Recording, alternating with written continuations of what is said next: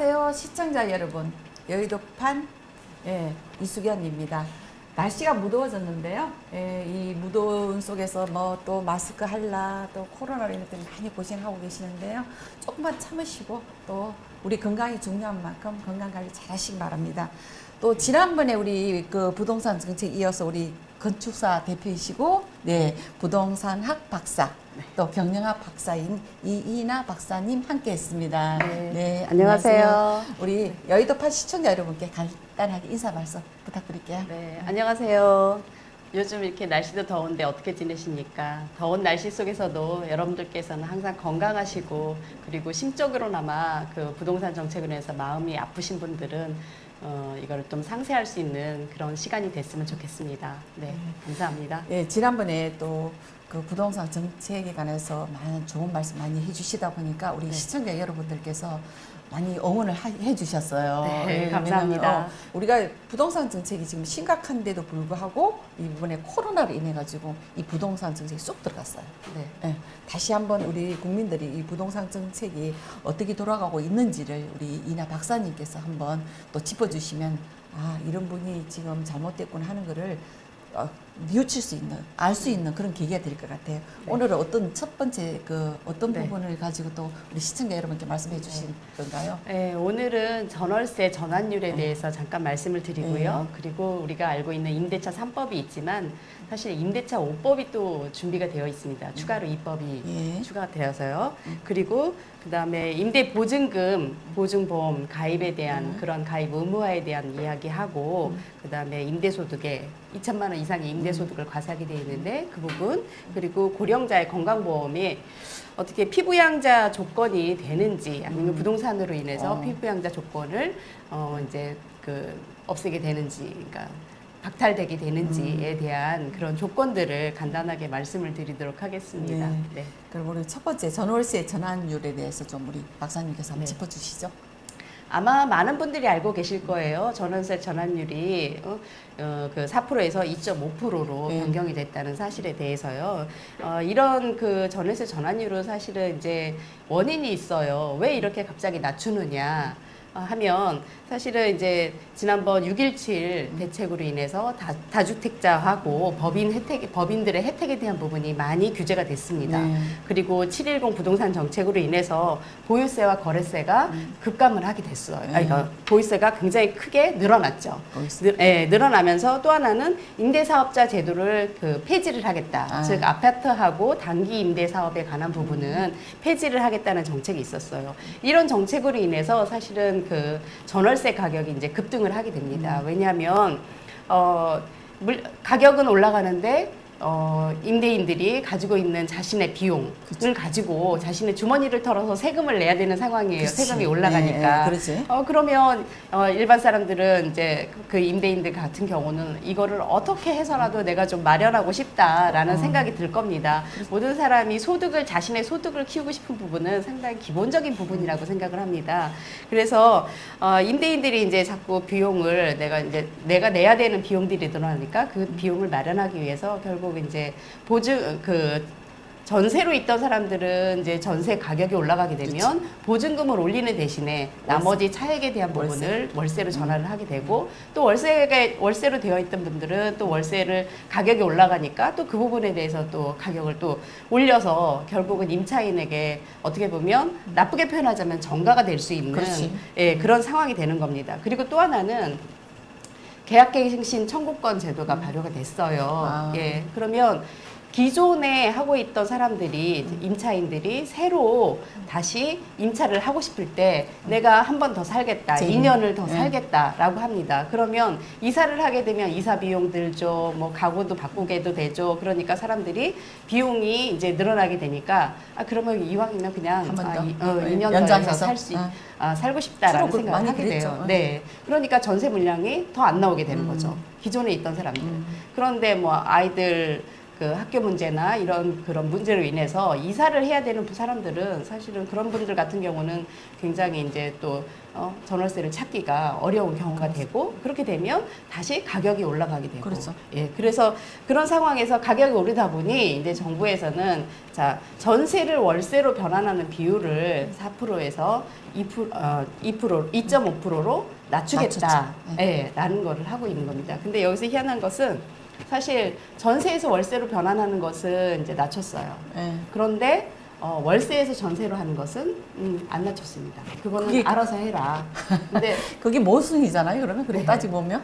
근데 이제 이게 사실은 임대인들한테는 나중에 만약에 월세, 그러니까 전세 가격, 전세로 임대인들이 많이 놓고 싶은 분 내지는 또 시장에서 전세를 더 많이 요구하는 부분들이 있을 거예요. 그런 시간이 되었을 때 이것을 전세로 전환했을 때 하게 되면 이 2.5%를 유지하게 되면은 굉장히 또 낮은 금액으로 전세가율이 형성이 되는 거예요. 아, 예, 그런 또 계산법이구나. 예.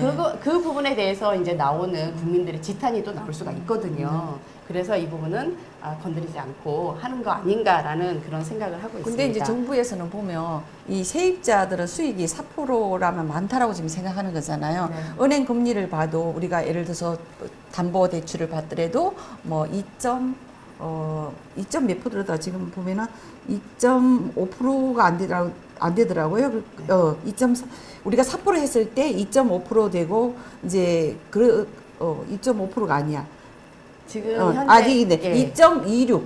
임대 담보 했을 때 2.26이 되다 보니까 2.26에서 2.49가 되다 보니까 그게 지금 더 높다라고 생각하는 거고 우리가 또 금리 정기적금을 들어도 지금 보면 1.40이잖아요. 그런 수익률밖에 안 나는데 이 전월세를 한다라면은 4%랑 너무 많다 해가지고 그 조정된 부분이 아닌가요? 네, 그래서 그런 부분이 있어서 사실 정부에서는 그 임대인들에게 이렇게 과도한 이익이 간다라는 그런 부분도 있고요. 임차인들을 좀 배려를 해야겠다라는 네네. 생각에서 지금 기준금리가 0.5%거든요. 그렇죠. 거기다 가상금리를 지금 3.5%에서 2%로 조정을 해서 전체적으로 2.5%로 줄이려고 하고 있습니다. 그리고 이것에 대한 것은 사실 여러분들 이렇게 정부가 이렇게 발표를 하게 되면 저것은 반드시 지켜야 된다라는 생각을 하게 되실 겁니다. 그런데 차별 규정은 없습니다. 차별 규정 없어요? 예, 그러니까 어떻게 보면 일반 국민들, 선량한 일반 국민들이 그 압박을 좀 받도록 압박을 받아서 그 임대인들이 요거는 꼭 지켜야 되는 거구나. 내지는 또 임차인들께서는 아니 법이 이렇게 되어 있는데 이거 지켜야 되는 거 아닙니까? 라는 반론을 제기할 수 있도록 그렇게만 지금, 해놨지 네. 처벌 규정은 없다. 네, 강제사항은 아닌 겁니다. 네. 그러면 이게 또 지금 2년, 4년이잖아요. 그죠? 네. 그러면 4년, 이제 8년이 이번에 연장되는 거잖아요. 그렇게 되면은. 아니요, 2년이니까 4년. 4년이죠. 네. 그럼 4년 됐을 경우에 그동안에 올리지 못했던 부분을 네. 다시 더 많이 업그레이드해서 올릴 수도 있는 거잖아요. 이제. 그렇죠. 그래서 지난번 문재인 대통령께서 기간이 끝이 없는 기간으로 해서 이거를 연장을 할 수 있도록 하는 제도를 마련하는 게 어떻겠느냐. 이제 그런 얘기도 하셨어요. 완전히 사회주의로 네. 지금 가는 부분이. 네. 아니 그렇잖아요. 개인의 그 소유권을 가지고 정부에서 모든 걸 다 그러면 강제적으로 하겠다는 거잖아요. 지금. 네. 그럼 아까 앞서서 우리가 방송해 온 부분이 있는데 이 대통령과 국회의원은 국민의 이제 심부름 해달라고 대표로서 뽑아준 건데 본인이 그런 역할을 하자고 모든 걸 다 독재하겠다고 지금 하는 부분이네. 그죠? 네. 정책을 하는 부분에 있어서는 사실은 국민들의 생활이 어떻게 변화되는가에 대한 부분을 굉장히 민감하게 받아들일 필요가 있습니다. 그런데 지금과 같은 상황은 사실은 그 정부와 여당에서는 그런 부분을 굉장히 강하게 생각을 하고 있는 것 같습니다. 근데 이게 급하게 서두를수록 체할 수 있는 그렇죠. 그런 상황이 많거든요. 그래서 문 대통령께서 말씀하셨던 그 무제한 계약갱신 청구권 이런 부분 같은 경우는 사실 정부에서는 외국에서는 많이 시행을 하고 있다라고 주장을 하고 있습니다. 그렇지? 예, 뭐 시행하는 나라들도 꽤 있으니까요. 그런데 이 부분에 대한 것은 우리나라 같은 경우는 전세라는 제도가 있기 때문에 예, 이 전세 제도가 있다라는 것을 염두에 두고 급격하게 시행을 하게 되는 국민들한테서 나오는 그런 여러 가지 불편함이라던가 아니면 시장의 오류라던가 그다음에 시장의 변화라든가 이런 부분들에 대해서는 더 면밀하게 정부가 살피고 그다음에 시차를 두고 그다음에 충분한 수기 과정을 거쳐서 해야 되는 부분이라고 생각을 합니다. 근데 이런 부분이 좀 많이 못하고 있는 부분에 대해서는 지금 현재 전월세 가격이 올라가고 있는 부분이 바로 이런 상황인 거죠. 왜냐하면 나라마다 문화가 있고 우리 지금 대한민국 특히 전세의 이런 체계가 월세보다 전세가 더 많이 이렇게 쭉 이어져 온 나라잖아요. 그러면 그런 걸 토대로 해서 잘 파악해서 정말 그 심도 있게 생각해서 이 정책을 내야지 그냥 뭐 생각나는 적극적으로 하다 보니까 이렇게 계속 부동산 정책이 23번 냈는데도 다 실패잖아요. 그죠? 그리고 우리 박사님이 그런 걸 또 콕 집어서 이 우리 정부에도 전달될 수 있는 그런 계기가 됐으면 좋겠습니다. 네. 그리고 또 지금 우리 그 전월세 그 변환율에 대해서는 지금 말씀해 주셨는데 그다음에 임대차 5법이라는 3법에서 5법이 됐다고 했죠? 네네. 그 5법에 대해서 말씀 좀 해주셨으면 합니다. 임대차 3법은 많은 그 국민들께서도 알고 계실 거예요. 그래서 그 전월세 신고제, 전월세 상한제, 계약갱신 청구권 해서 이런 세 개의 제도에 대해서는 많이 알고 계신데 또 다른 두 개의 준비되어 있는 제도가 있습니다. 그 표준 임대료. 그러니까 지자체에서 각 지자체에서 어떤 그 기준을 두고 표준 임대를 정해놓으면 지자체에서 그 다른 부분들도 임대차 계약을 할 때는 이것을 기준으로 해라라는 그런 표준 임대료법에 대한 것들이 있고요. 그다음에 주택 임대차 분쟁 조정위원회가 있습니다. 예, 상가 임대차 분쟁 조정위원회는 사실 현재 있습니다. 그렇죠. 왜냐하면 전에 에스프도 있었죠. 상가 임대차 보호법에서 임대 기간을 임차인의 임대 기간을 5년에서 10년으로 늘려주면서 이것에 대한 분쟁이 많이 생겼거든요. 그래서 그런 부분을 지금 이제 전월세 그 신고제를 함으로 인해서 이런 부분을 또 이제 추가로 준비하고 있는 것으로 보입니다. 그리고 이 부분은 사실은 이런 부분도 있어요. 우리가 전월세 상한제나 계약갱신 청구권을 먼저 할 때는 사실은 그 전월세 그 신고제가 먼저 선행이 돼야지 그렇죠. 정부에서 봤을 때도 이게 흐름이 어떻게 가고 있구나라는 그런 판단을 하고 난 다음에 정책을 이 부분에서는 그럼 이런 부분은 좀 더 수정을 하고 이런 부분은 또 이렇게 하는 것이 더 합리적이겠다라는 생각을 하게 될 텐데요. 지금 전월세 신고제가 지금 당장 시행이 안 되고 내년 6월자로 이제 시행이 되는데요. 사실 이것은 이유가 있습니다. 전월세 신고제를 하기 위해서는 시스템에 대한 준비가 필요합니다. 지금 그렇죠. 정부에서는 그 시스템에 대한 준비가 안 되어 있기 때문에 전월세 신고제를 지금 내년으로 미루고 있는 거라고 보고요. 사실은 전월세 신고제가 된 다음에 그 나머지 전월세 상한제나 계약갱신 청구권 제도나 이런 제도들이 시차적으로 돼야 됨에도 불구하고 이게 안 되고 있는 상황에서 마음이 급하다 보니 또 지금 당장 국회에서 여당이 이렇게 180석을 차지하게 됐을 때 초기에 이걸 시행을 해야지 시행을 할 수 있겠다라는 그런 그 어떤 급박함이 있었던 것 같아요. 밀어붙이시겠어요. 네. 그냥 177석이라는 그 거대 여당의 모든 힘을 자기네가 하고자 하는 대로 밀어붙이다 보면 그럼 또 실패가 나온단 말이에요. 네. 아까도 지금 상가는 제가 조금 이해가 가는 게 상가 건물 같은 게 5년이면 거기는 다 보면은 본인들이 리모델링을 하니까 비용이 많이 들어가잖아요. 네. 들어가는 만큼 5년은 이해가 가지만 이 이제 주택 같은 게 좀 다르잖아, 이거. 그죠? 그리고 이제 우리가 외국하고 다른 것은 전세 제도가 있는데 전세를 드릴 때는 임대인들이 이거를 보수를 해주거나 리모델링을 하거나 하진 않습니다. 주인이 하죠, 전세는. 네, 아니 그 임차인이 하죠. 그런데 이제 월세 같은 경우는 임대인이 해주고 있어요.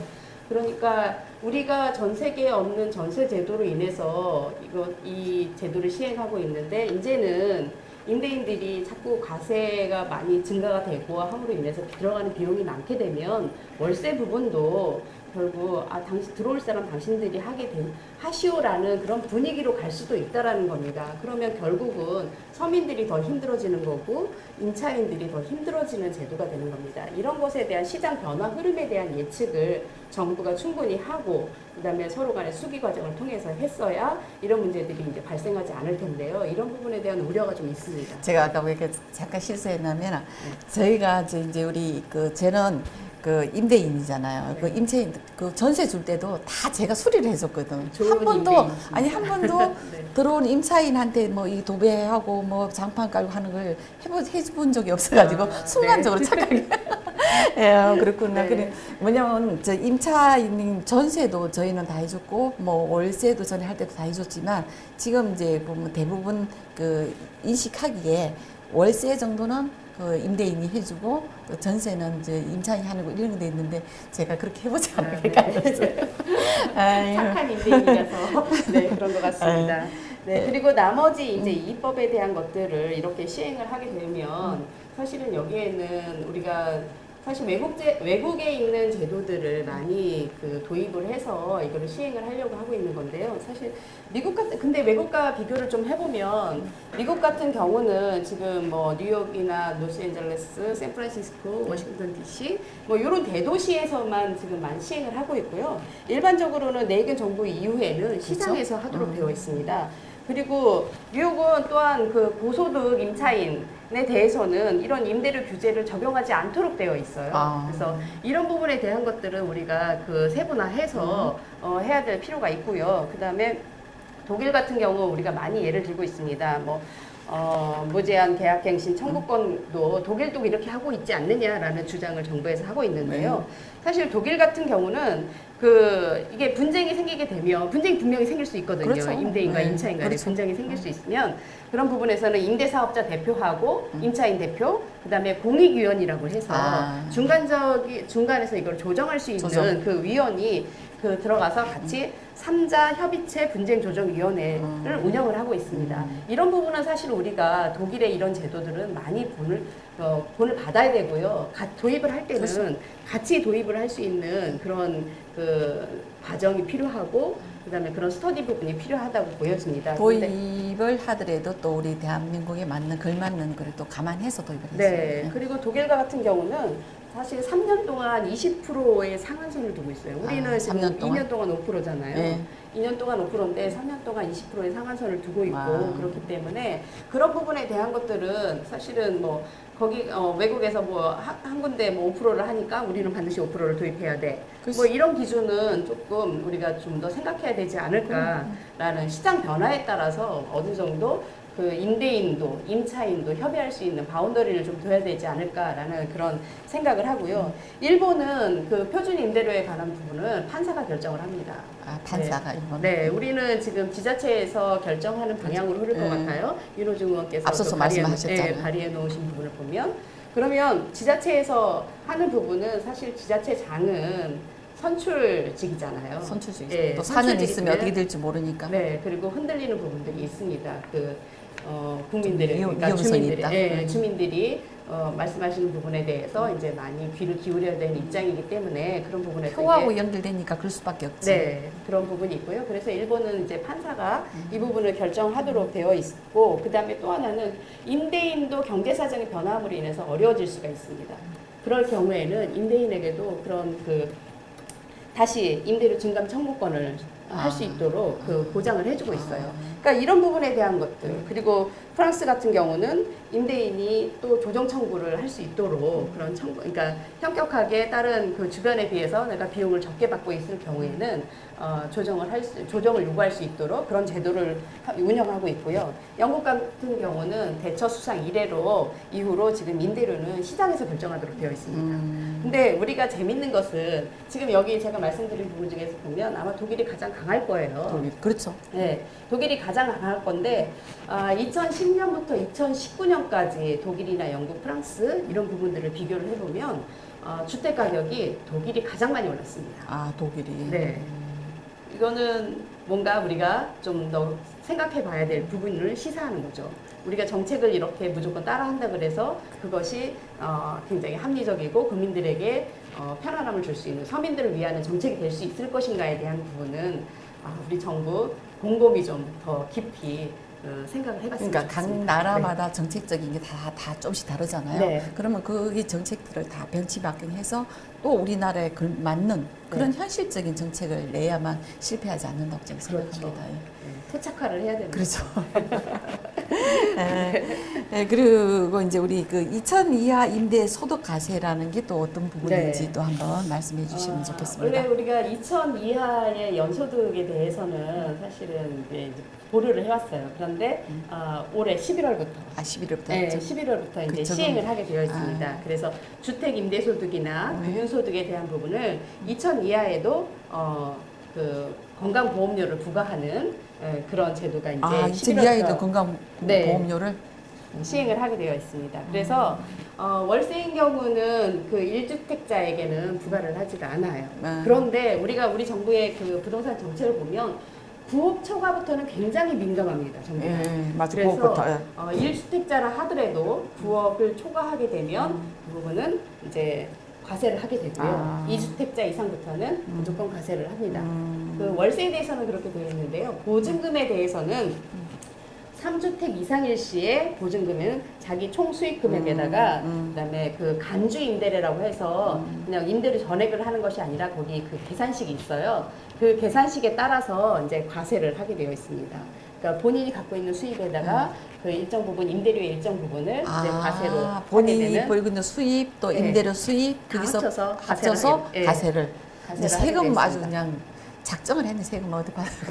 그래가지고 지금 세금을 많이 걷어서 지금 또 자기네 또 지금 현 정부 여당이 또 뭐 정치적으로 어떤 그때 이슈 될 때마다 국민들에게 퍼주는 그런 퍼주기식이 지금 하기. 우리 집은 사실은 정부가 그 국간이 지금 바닥났잖아요. 바닥난 일부 직전인데도 불구하고 계속 지금 어떤 뭐 복지 정책을 핑계 대가지고 지금 퍼주고 있단 말이에요. 그러다 한심을 사서 선거 임박해서 그러면 또 지방선거 승리했죠. 이번에 총선 승리했죠. 또 이제 지금 보면 우리 보궐선거 있고 시장 또 이제 내년 4월 대통령 선거 있고 또 지방선거 있단 말이에요. 그 대비해서 또 지금 어떤 정책을 낼는지 걱정스럽습니다.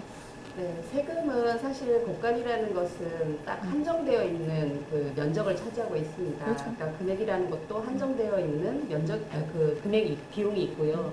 그 비용 안에서 정부가 이 세금을 잘 쓰는 그런 정책을 펼쳐야지만이 또 돈이 모자라서 또 추가로 내가 추경을 해야겠다라는 부분들이 그렇죠. 많이 줄어들 수 있는데요. 그런 부분에 대한 것들은 사실 정부도 지금 고민일 거예요. 사실 코로나로 인해서 기업들, 그 다음에 자영업자들 사업이 안 됨으로 인해서 세금이 많이 줄어들었을 겁니다. 그래서 내년에 이제 뭐 예산을 짜더라도 아직 지금 예산을 준비 중인 것 같은데 예산을 짜더라도 그런 부분에 대한 것들이 많이 고민이 될 겁니다. 그래서 그 부분에 대한 것들을 일부 그냥 뭐 고소득자나 아니면 고가격의 고가의 주택을 가지고 있는 그런 분들에게 이걸 세금을 매기는 그런 그 집중적인 그 낙인을 찍어서 하는 그런 정책은 좀 안 했으면 좋겠는데 일단은 어떻게 보면 세금을 늘리기 위해서 하는 이런 제도들이 좀 많이 염려스러운 그런 상황이고요. 상황으로 있습니다. 네. 그러니까 이 현 정부가 어떤 이제 그 세금을 걷어서 지금 하는 복지 정책에 많이 그 지금 비용을 지출을 하고 있는데 그 부분에 대해서 정확하게 무조건 그냥 이렇게 복지로 줄 것이 아니라 세밀하게 검토해서 이 서민들한테 또 특히 우리 대한민국 사람들한테 이렇게 힘들지 않게끔 해주는 게 우리 정부의 역할이라고 저는 생각하거든요. 네. 근데 어떻게 했으면 세금을 올릴까? 뭐 기업도 잘 안 되고 제일 어려운 게 지금 우리 중소기업 또 특히 요즘에 자영업, 식당 네, 많이 어려워하잖아요. 이게 보면 최저임금을 많이 올렸단 말이에요. 아까 앞서도 제가 말씀했지만 최저임금을 올리다 보니까 그 최저임금 올리려면은 지금 장사 영업도 안 되는데 급여는 줘야 되고 그러다 보니까 이제 다 뭐 문 닫거나 아니면 부부 가족들이 하게 되는 거잖아요. 그죠? 그런 오류의 정책을 내지 않았으면 좋겠다는 마음을 간절하게 지금 우리 문정부한테 부탁드리고 싶네요. 네. 임대보증금 이런 세금과 관련한 이제 말씀이 나왔으니까 네. 그 임대보증금의 보증보험 가입을 지금 의무화하도록 하고 있습니다. 지금? 네. 이제 임대사업자 같은 경우는 지금 기존 임대사업자는 이제 2021년 8월부터 2021년 8월. 예, 그다음에 신규 임대사업자 같은 경우는 올해 8월 18일부터 당장에 이제 시행을 하게 되어 있는데요. 사실 임대보증금은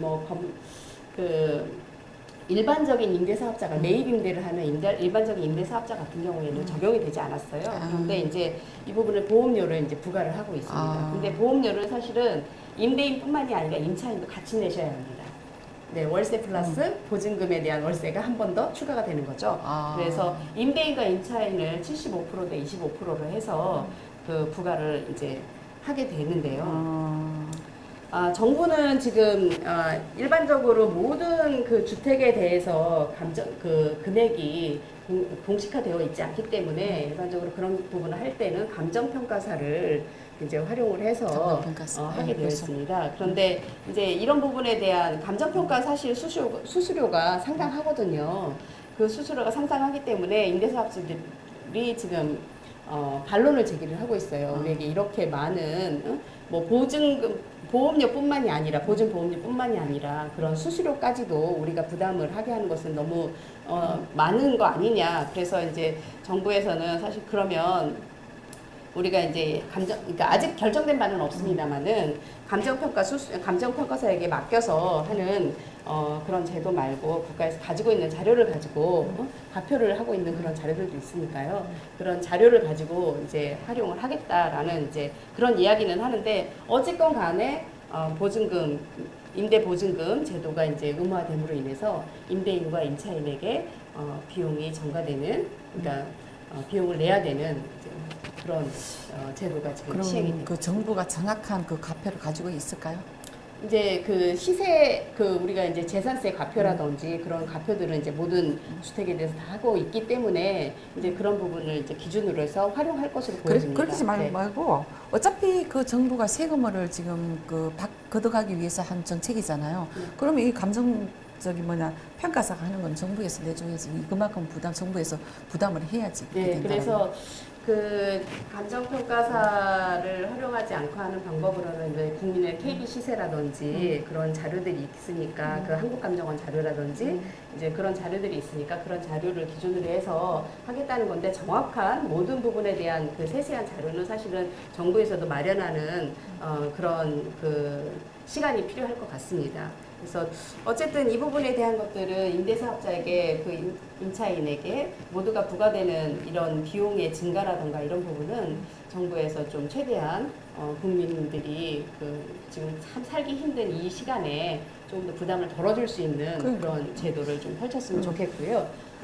그리고 이제 그와 관련해서 이런 보험제도가 임대보증금 보증보험 가입 말고도 또 그 고령자분들 지금 정부에서는 그 종부세에서 이제 고령자 혜택을 주고 있습니다. 그래서 감면을 조금 더 감면을 해주고 있어요. 네. 그런데 그 감면을 해주는 거는 고마운데 지금 그 피보험자로 부양자로 이제 등재가 돼서 그런 그 피부양자가 되어서 그 건강보험을 그 직장 가입, 그러니까 아들이나 뭐 그렇죠. 딸의 자녀의 아니면 뭐 형제, 그러니까 형제는 좀 힘들겠네요.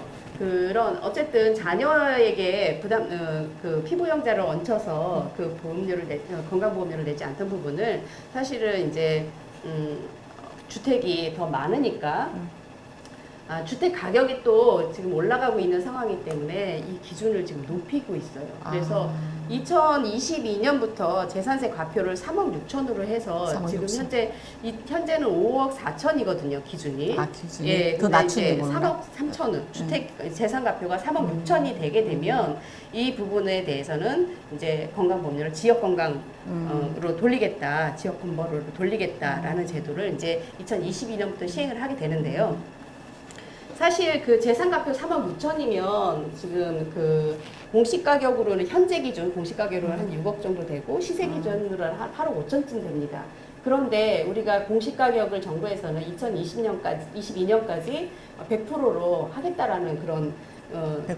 예, 그러니까 지금 올해 뭐 많이 70%, 올려서 네. 굉장히 세금 묻겠다 이거네. 80%, 90%, 100%까지 올리겠다는 하고 있어요. 그렇게 되면 사실은 현재 기준에는 8억 5천이지만 2022년 정도 되면 그게 한 6억 정도로 내려갈 거예요. 그럼 서울 같은 경우는 6억이면 웬만한 주택 같은 경우, 아파트 같은 경우는 6억이 해당이 되죠. 그러니까 좀 고령자분들, 60세 이상의 고령자분들께서 사실은 많이 종부세 혜택을 받게 된다라고 하지만 매달 내는 이제 건보료가 올라가게 되니까 그 부분에 대한 것들은 혜택 받는 것도 아니지 뭐. 네. 따지면 왜냐하면 제가 이게 지금 우리 박사님이 말씀 지금 해주셨는데요.